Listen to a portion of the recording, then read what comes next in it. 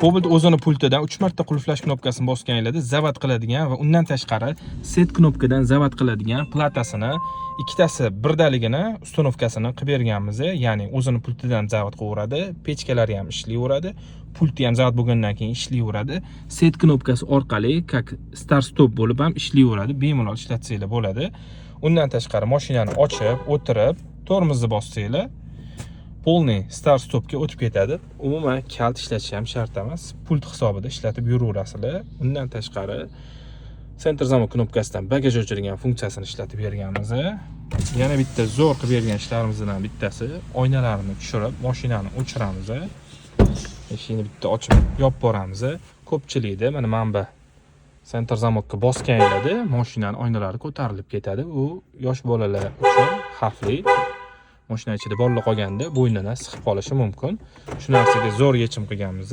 Faqat pultdan qulflaganingizda oynalarni ko'taradigan qilib ishlaydigan qilib berganmiz. Faqat pultdan ko'tariladi. Bu yoqdan ko'tarilib ketib qolmaydi.